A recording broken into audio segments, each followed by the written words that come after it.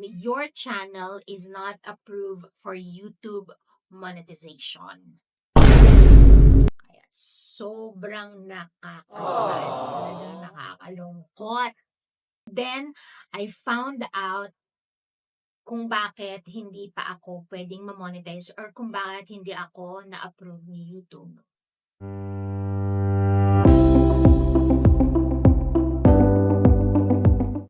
Hi everyone! This is Miss Angkasera and welcome to my channel. So on this video is aking i-share sa inyo yung na-experience kong pag-apply para sa YouTube Partner Program dito sa YouTube. So I've been doing videos for more than a year na, or maybe almost 2 years na. And of course, as a small YouTuber, hindi ganun kadali na mag-grow at ma-meet ang mga requirements ni YouTube para ma-monetize ang ating channel. Para ipakita kay YouTube na I'm very willing na maging part ng kanilang program, ay nag-upload ng mga videos. And actually, ang really target ko talaga na video or theme ng aking YouTube channel is travel vlogs and maybe some of my daily routine or daily life. Kaya lang, of course, hindi siya ganun kadali kasi kapag travel vlogger ka, of course, you need to spend time, money, and syempre yung itinerary mo. So iisipin mo kung saan ka nga ba pupunta, ano nga ba yung mga places na pwedeng i-recommend sa mga viewers, mga ganyan. And of course, dahil nag-work din ako and yung aking partner ay may work din since siya yung driver and ako ay Miss Angkasera, hindi ganon kadali na mag-film ng mga videos for my vlogs, which is the travel vlogs. Pero still, we really work hard na mag-upload and mag-share ng mga videos na pwedeng mapanood ng aking mga viewers. So far naman, napansin ko na nag-grow yung aking channel. And I'm really happy na si YouTube itself is pinopromote niya yung aking channel. I think one of the reasons na pinopromote ni YouTube ang aking channel is because of the originality. Sa lahat ng mga videos ko, yung mga naunang videos ko, lahat yan ay original. Kasi nga, nagta-travel kami ng aking partner. And isa yon sa mga dahilan kung bakit nagustuhan ni YouTube yung aking mga videos. Pero of course, hindi yun enough para ma-meet yung requirements ni YouTube na 1,000 subscribers and 4,000 watch hours para ma-meet ang kanyang requirements to monetize the channel. Hindi siya ganun kadali. Exert din ako ng effort para tumaas yung aking watch hours at para dumami ang aking subscribers. So, sinishare yung aking mga videos and I tell my friends and families na mag-like and subscribe and i-share din ang aking videos, and it really helped a lot. So, yun nga, hindi siya ganun kadaling i-meet yung requirements ni YouTube since I am a small YouTuber.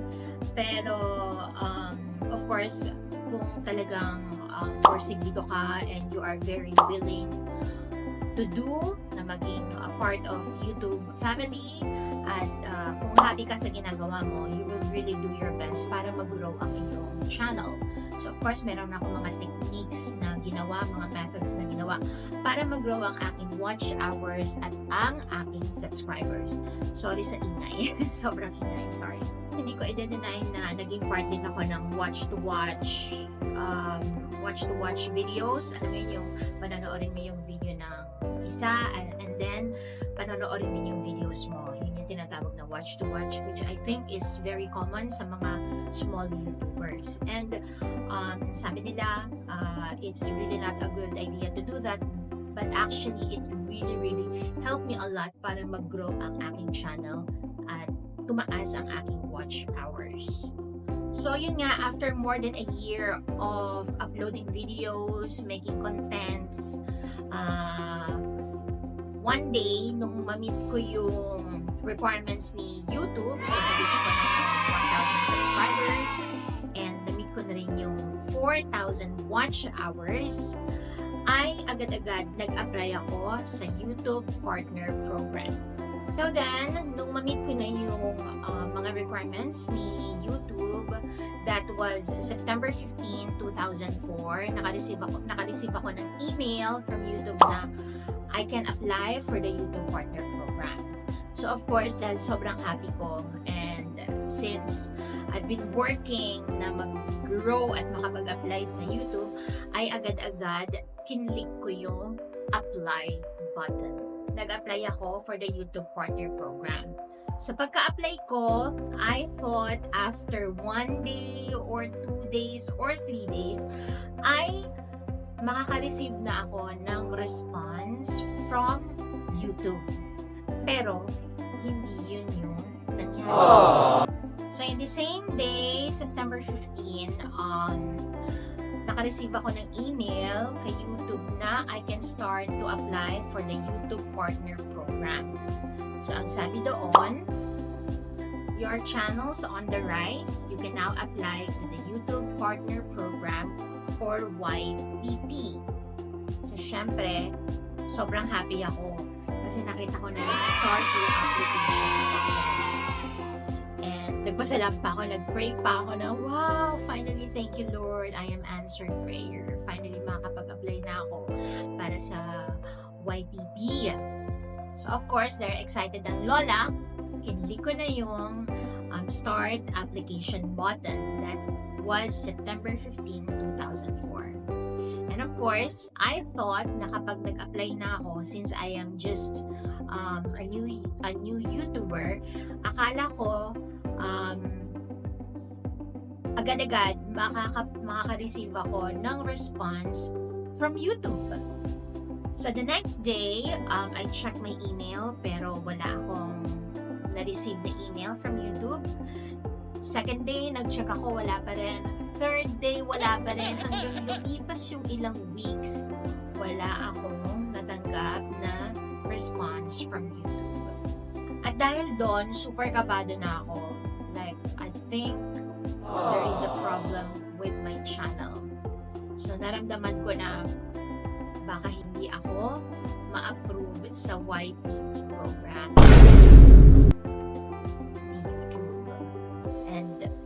Yung thinking na yon, na-disappoint na talaga ako at na-sad na ako.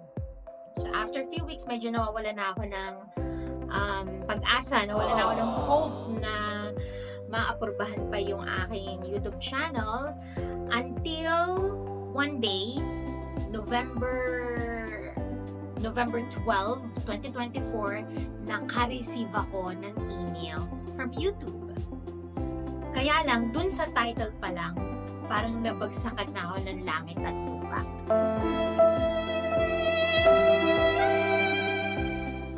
Dun pa lang sa title nung email ni YouTube. So, ang sabi doon is, your channel is not approved for YouTube monetization. Kaya sobrang nakakasad. Talagang nakakalungkot. So, kahit na ganun yung nangyari, na hindi ako na-approve for YouTube monetization, chinek ko yung mga mistakes or yung mga reasons kung bakit hindi ako na-approve for the YPP program. So, ang ginawa ko, nagpunta ako sa aking YouTube studio and chinek ko doon yung aking mga contents and chinek ko kung bakit nga ba hindi na-monetize yung channel ko. And then, I found out kung bakit hindi pa ako pwedeng ma-monetize or kung bakit hindi ako na-approve ni YouTube. So, two mistakes na nagawa ko para hindi ako ma-monetize. Una, meron akong copyright sa music. May mga music akong ginamit na copyrighted. So, I thought okay na. Akala ko kasi okay gamitin yung music na yon since it's free, and nilagay ko naman yung nag-credits naman ako para dun sa music na yon, pero still hindi yon acceptable. Kaya isa yon sa mga reasons kung bakit hindi ako pwedeng ma-approve for YPP. Second reason na hindi ako ma-approve is because meron akong YouTube regarding Russia. Kasi galing ako ng Russia. So I had videos, past videos nung nasa Russia pa ako. And as we all know, merong currently war between Russia and Ukraine. And YouTube does not support yung ganong pangyayari, kaya parang na-detect ni YouTube na yung isa sa mga videos ko is from Russia. Kaya hindi ako na-aprobahan. So ano-ano nga ba yung mga ginawa ko para maayos yung aking YouTube channel? Kasi kahit naman na hindi ka na-aprobahan for the YPP program, ay pwede ka pa rin namang mag-reapply after 21 days. So, you can reapply after 21 days. Pero makaka-receive ka din ng email from YouTube kung ano-ano yung mga videos na copyrighted. Makaka-receive ka ng email doon. Halimbawa, ako, one of my videos na copyrighted was yung aking 3-hour binge watch and other videos. So, ini-inform ka naman ni YouTube kung ano yung mga videos na dapat mong ayusin. So, yun nga. So, chinek ko yung aking YouTube studio. Tapos, kinlik ko yung aking mga contents and chinek ko doon yung mga videos ko na copyrighted. Kapag chinek nyo yung videos nyo, makikita nyo naman doon na copyrighted siya. So, meron kayong button na i-click doon para i-remove yung sound from the video. And so, kapag ni-remove mo yung sound, okay na siya. Yun nga lang, kapag ni-remove mo na yung videos mo, kapag ni-remove mo na yung mga sound sa videos mo, parang voice over na lang siya, or kung wala kang voice over, as in yung total video na lang yung nandoon. During that time, iniisip ko pa if i-delete ko yung video or tatanggalin ko na lang yung music. So I decided to remove the music na lang, kasi yung mga videos ko nag-gain na siya ng views. Marami na siyang views, and at the same time, tumataas din yung kanyang watch hours. So I decided na tanggalin ko na lang yung background music sa mga videos ko na copyrighted. Tapos, doon naman sa videos ko na merong Russia na title, ang ginawa ko is pinalitan ko yung title niya. Yun pa rin yung video, pero pinalitan ko yung title niya. Inalis ko na yung name na Russia, tapos pinalitan ko na lang yung description ng video and yung title ng video. Tapos, ayun, naging okay na siya. Kapag gagawin mo yun, kapag aayusin mo yung mga videos mo, it takes time. So, aayusin mo yung maghihintay ka, kasi hindi ganon kabilis na kapag i-remove mo yung sound, agad-agad ma-remove siya. Hindi, maghihintay ka ng mga ilang minutes or minsan one day para mawala yung videos. Tapos, babalikan mo ulit yung mga ibang videos mo pa na may copyrighted, tapos maghihintay ka ulit ng panibagong day or panibagong oras para totally ma-remove na yung mga copyrighted background music sa videos mo. So, lahat na nung videos ko na copyrighted dahil sa background music is natanggal ko na, dinouble check ko na siya. Tapos, automatically, makikita mo doon sa gilid ng videos mo na okay na siya, hindi na siya copyrighted. Nakalagay doon, no issues found sa gilid ng videos. So then, after 21 days, pwede na ulit mag-reapply. Kaya lang sa case ko, hindi ako nag-reapply after 21 days. Kasi iniisip ko, kasi napansin ko, bumababa yung watch hours ko. So feeling ko, hindi ko na naman nami-meet yung eligibility ni YouTube. Kasi biglang bumaba yung watch hours ko. So, parang na-depress na naman ako. Parang ito na naman, back to zero na naman ako. Ayan. Yun pala, once na nag-apply ka na for YPP, is kahit na bumababa yung watch hours mo, okay pa rin na i-reapply mo siya para sa YPP program. So, ang tagal ko pa bago ko inisip na kung magre-reapply ba ako. So, around December 25, December 25, nag-reapply ako sa YouTube. Actually, pinag-pray ko muna siya.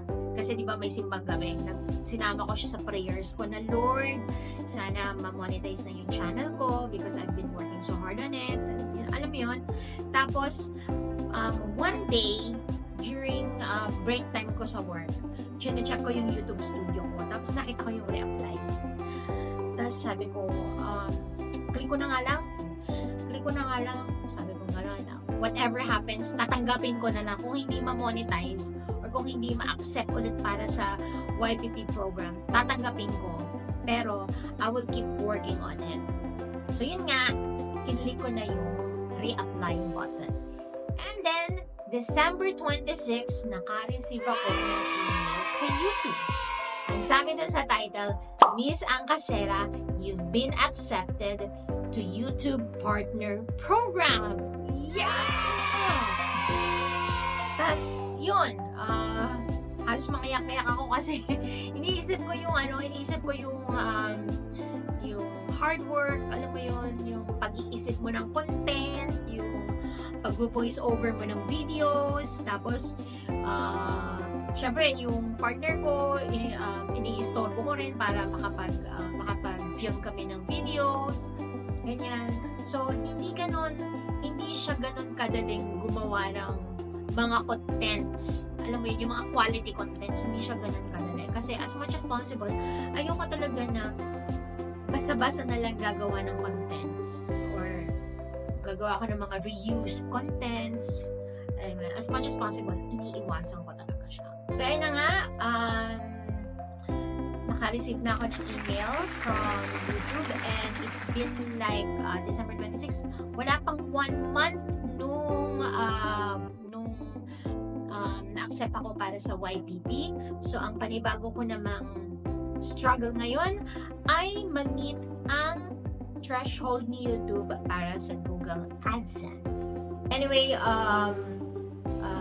hindi siya ganun kadali, hindi ganun kadaling maging isang content creator, maging YouTuber, hindi siya ganun kadali.